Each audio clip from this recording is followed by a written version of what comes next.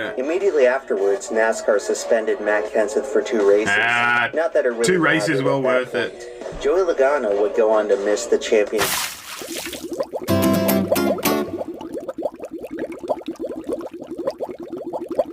What's up, squad? It's your Squid. This is part 2 in a 2-part series on NASCAR and the Art of Revenge. The link's at the bottom of the description if you want to watch this documentary style video on its own without me and my reaction and all that sort of jazz. But yeah, if you want to watch this with me and you haven't seen part 1 yet, go and click on part 1, then come back here and we'll watch part 2 together. Let's get into it.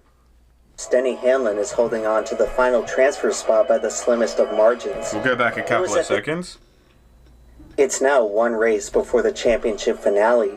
In the closing laps, Denny Hamlin is holding on to the final transfer spot by the slimmest of margins. It was at this point that Chase Elliott taught Hamlin a lesson in why you should never mess with racing royalty. Yeah, because he'll just bump you back out. The 24 pinched the 11. Just squeezed him out. And now tire smoke coming out of the 11. And it fucked his tire. The 11 goes on the wall. There you go. You got him back. Could be the championship hopes going up in smoke for Denny Hamlin. Believe it or not, this wasn't the first time the driver of the 24 car got revenge at Phoenix for something that happened at Martinsville. Nice. Gordon's bequest.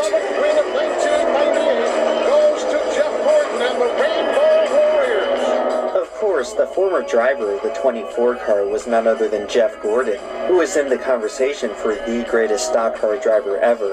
In 1998, he drove the greatest statistical season in NASCAR's modern era, scoring an unthinkable average finish of 5.7. His 2012 season, on the other hand, was not quite as spectacular. After the first 5 races, he is sitting a dismal 25th in the point standings. He's looking to turn his luck around at Martinsville. Winning here would have extra significance because at this point, Hendrick Motorsports is sitting at 199 Right, wins. so he gets his 200. For the whole season, everyone has been wondering which Hendrick driver will take the honor of scoring win number 200 for the team. So far, no Hendrick driver has won in 2012, but on this day, it certainly looks like it's going to happen. With 10 laps to go, Jeff Gordon is in an amazing battle with his teammate Jimmy Johnson. Alrighty. So it looks like, barring a completely preposterous turn of events, Where they that both Rick crash Hendrick out. will get his 200th victory. Just as Gordon makes the pass on Johnson with 5 to go, the caution comes out. Oh, For no. reasons we still don't understand to this day, David Rudiman doesn't come to pit road during an obvious mechanical issue and stalls out on the front stretch. The field lines back up and the 2 Hendrick cars look to settle in on what should be the final restart. The only problem now is that they're on worn tires and are sitting ducks to the pack behind them who pitted for fresh tires. Yeah. Looks like to me possibly Clint Boyer in the 15 won the battle off pit road. That's the guy you better keep an eye on. Well, the green flag drops and both Hendrick cars get a poor jump off the line. Simultaneously, Ryan Newman gives one of the biggest shoves in Martinsville history to Clint Boyer, who's directly behind the Hendrick cars. With nowhere else to really go, Boyer makes the split-second decision to dive bomb inside of Jeff Gordon. Makes sense. Wide in a turn 1 at Martinsville. This went about as well as you may have guessed. Boyer shot! Oh, out they all go. Newman's going to take the lead. That was not pretty. No, it was not. Clint Boyer is a driver who always seemed to be in the wrong place at the wrong time.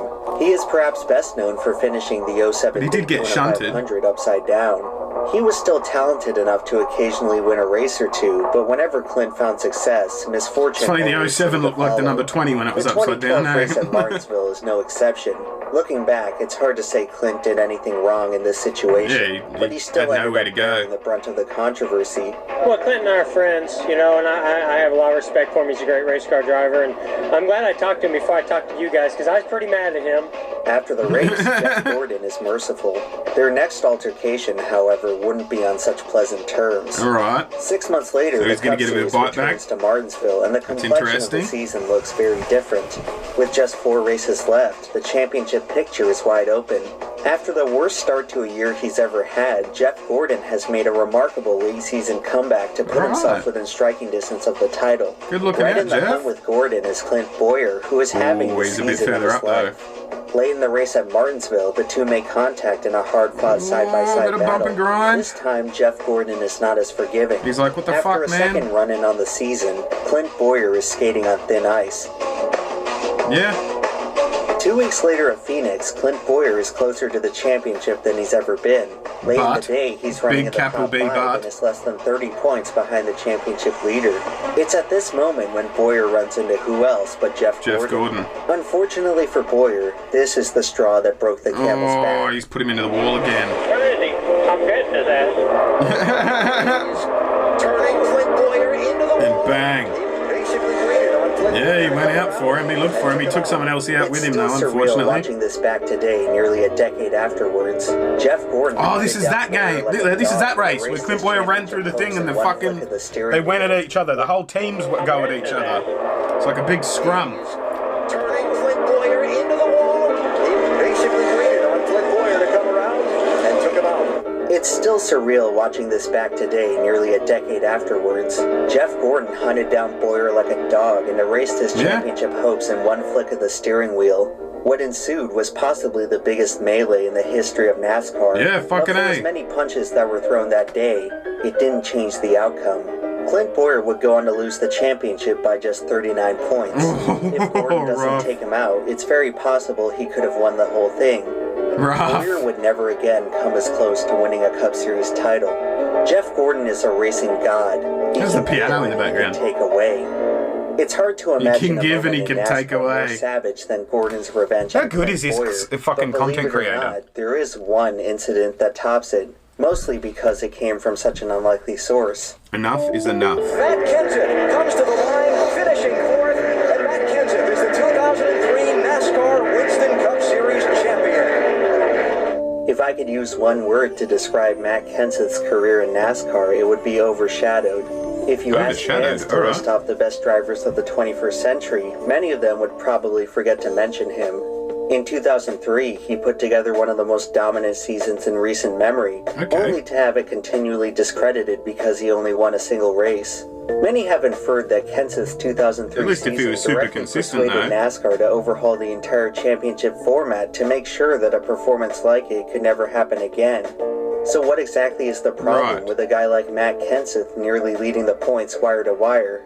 Well, the thing is that Matt Kenseth was not exactly the most exciting driver. He had a rather milquetoast personality, which many considered to be downright boring to watch. But Matt's relative non-intrigue served more as a testament to how good he was at staying out of trouble. He always played it cool with the media and avoided drama like the plague.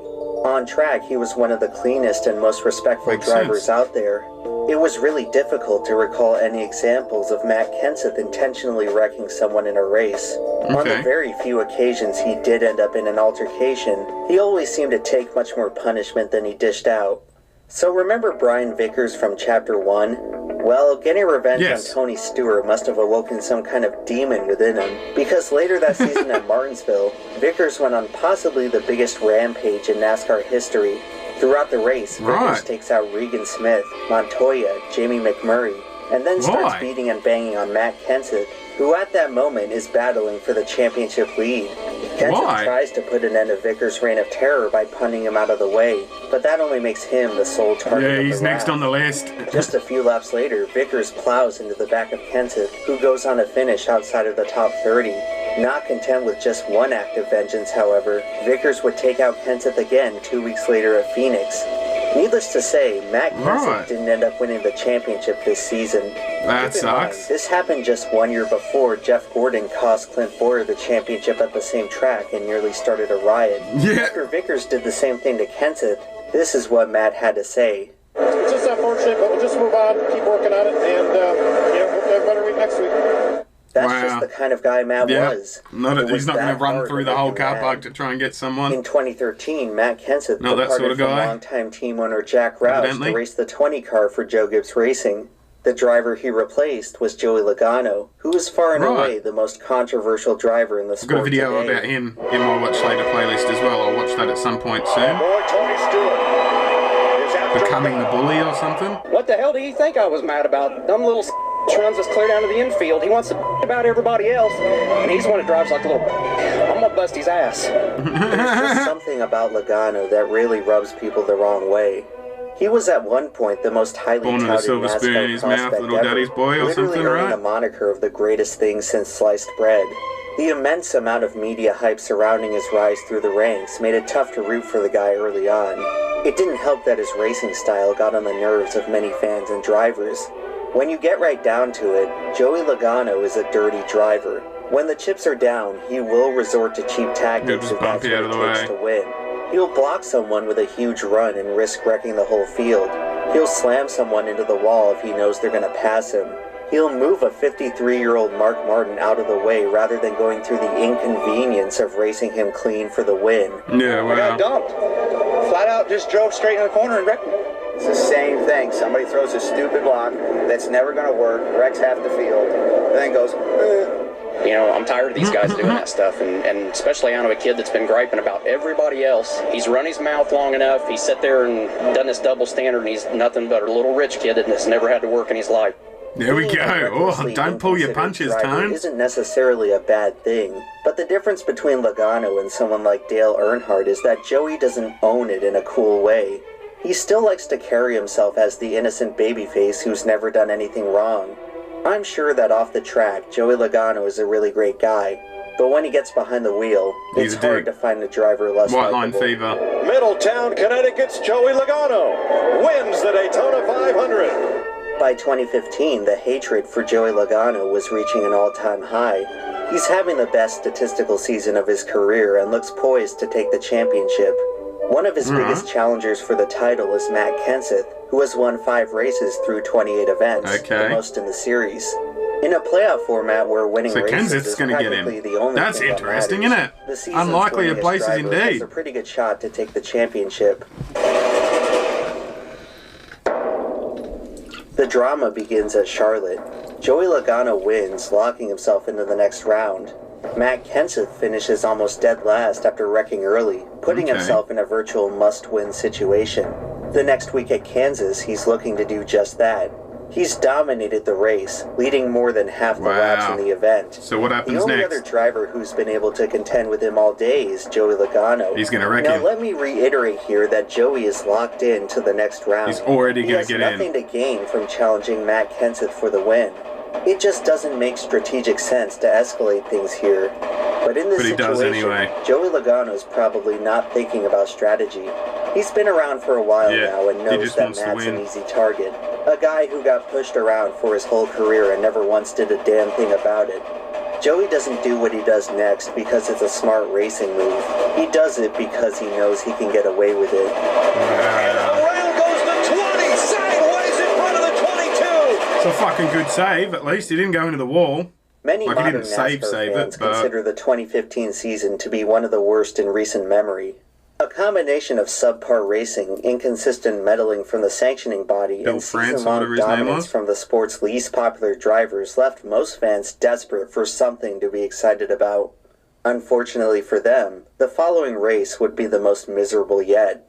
The race ended under dubious circumstances after Kevin Harvick wrecked the whole field on the final restart.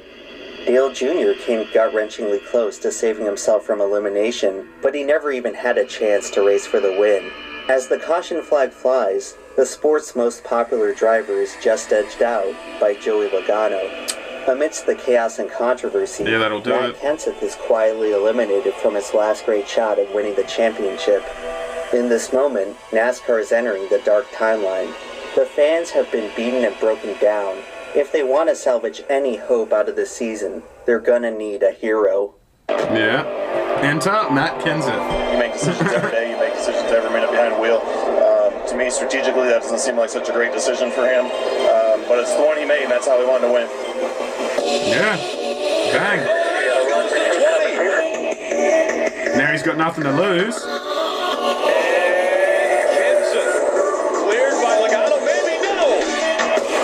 He wrecks him. Drove him straight into the wall. That is what you get. Mess with the bull, you get the horns. That is what you get. Statistically speaking, there's no doubt that Joey Logano was the best driver of the 2015 season. In hindsight, it's difficult to imagine a scenario where he doesn't win the championship. He would have to succumb to a cataclysmic event and a stupidly gimmicked point system. Unfortunately for Joey, that's exactly what happened. Both. but only one of these things was out of his maybe I'll watch control. The Missing Rings, Joey Logano one in my Watch Later playlist next. Needed too, and he would find out that doing so is a quick way to end up with no cake at all. Yeah. Immediately afterwards, NASCAR suspended Matt Kenseth for 2 races. Not that it really 2 races, well worth point. it. Joey Logano would go on to miss the championship race, and he learned an important lesson. The problem with taking from someone when you have nothing to gain is that one day that person may wind up with nothing to lose. Yeah, that's it. Throughout his career, Matt Kenseth was never really a popular driver, but in that moment, all of us were Matt Kenseth fans. Yeah. In a way, Matt Kenseth helped everyone get revenge on Joey Logano. Good stuff. Well, unless you were a Logano fan, but nobody really cares about them. That's awesome. Is that the whole video? Revenge tells many different kinds of stories. 4 minutes left. That's racing. cool. Stories about greed. That's cool. Respect, legacy, change, chaos, and justice. These stories are all unique in their own right, but most of them end in the same way. The story of revenge is ultimately a story of forgiveness. Although revenge can provide us with some of the most captivating moments in auto racing, there's a reason it's ultimately rare. In NASCAR, vengeful vendettas inevitably leave behind a trail of wrecked race cars, poor finishes, and shattered dreams. In the game of revenge, everybody loses. Most drivers simply choose not to play. So the next time you're on the road and feel like for an eye leaves the whole world blind and all that, it's probably best to just turn the other cheek. At least I'll fucking feel better while I can't see shit though. 2 wrongs don't make it right, but neither does 1 wrong. At least I'll feel better after the second one, you know?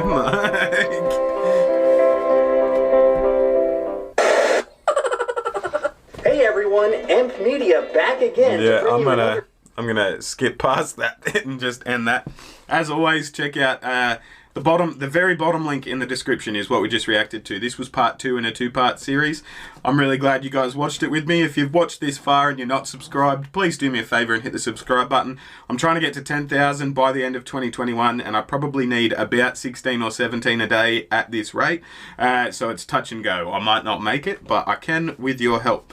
These are the people that go the extra mile and give me money as well. I like money. Turning some of yours into mine on a monthly basis would be cool, because then I can spend it on shit. Failing all of that, as I said, just hit the subscribe button, hit the like button, leave me a comment, answer some of the questions I asked throughout the video, and I'll film some more and react to some more shit. And yeah, hopefully you'll see this by like sometime tonight. I'll see you guys when I look at you. You'll see me when you look at me. Thanks so much for watching.